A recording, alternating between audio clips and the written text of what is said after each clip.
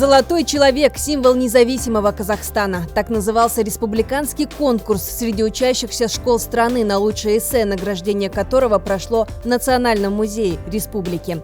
Конкурс – часть масштабного международного проекта «Шествие золотого человека по музеям мира». Мероприятие проводилось в течение года при поддержке двух министерств культуры и спорта и образования и науки в рамках реализации статьи «Ельбасы. 7 граней Великой степи».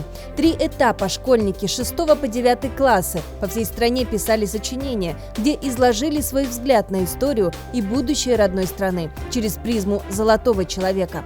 По результатам второго этапа в оргкомитет поступили заявки от всех 14 областей республики и 3 городов республиканского значения – Нур-Султан, Алматы, Шымкент. В третьем заключительном этапе комиссия по количеству баллов выбрала 12 участников.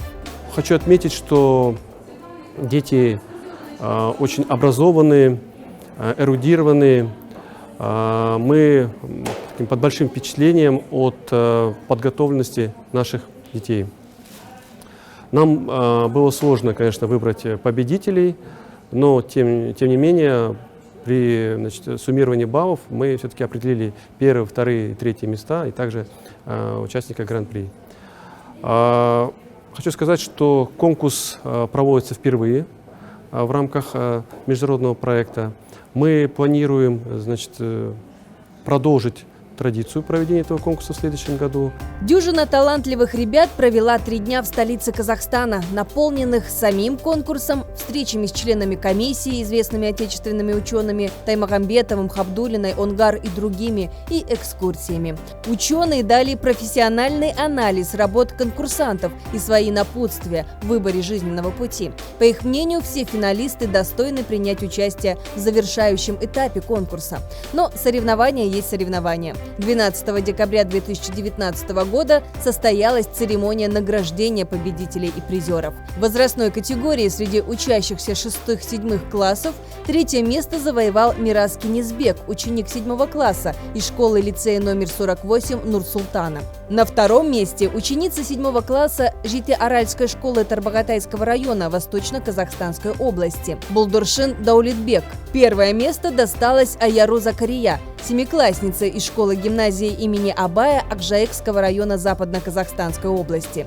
И, наконец, гран-при получила Камила Бурбаева, ученица 6 класса гимназии города Житакара Костанайской области. За победу ей подарили ноутбук. Я хочу поблагодарить всех организаторов этого конкурса, поблагодарить всех участников, всех учителей, которые помогли раскрыться детям. На самом деле это огромная честь разговаривать с такими почтенными людьми, профессорами наук, археологами. На самом деле я даже не ожидала то, что смогу занять. Эссе было на тему «К светлому будущему Казахстана вместе с золотым человеком» или же «Золотой человек – символ независимого Казахстана».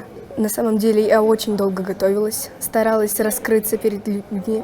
Мне это очень трудно давалось. Но я смогла преодолеть себя, в первую очередь преодолеть свой характер. И вот я здесь. Победителей конкурса среди учащихся 8-9 классов также определила комиссия. На 3-м месте 9-классница Нурай Асылбекова из школы-лицея номер 36 Сырдарьинского района Кызылординской области. 2-е место у Макзума Имантая, ученика 9 класса областной гимназии-интерната для одаренных детей имени Алтынсарина Павлодарской области. 1-е место присудили Асем Уразалиновой из гимназии номер 2 города Рудного Костанайской области. И, наконец, гран-при оказалось у Тунганай Досымбек-кызы, ученицы 9 класса гимназии номер 62 Алматы. Участники конкурса, не занявшие призовые места, в качестве подарков получили школьные рюкзаки и книги. Руководители отмечены благодарственными письмами и книгами. Такие события, конечно, бывают, наверное, раз в жизни у каждого человека.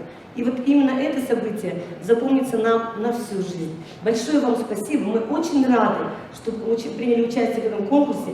И я хочу детям сказать, никогда ничего не бойтесь.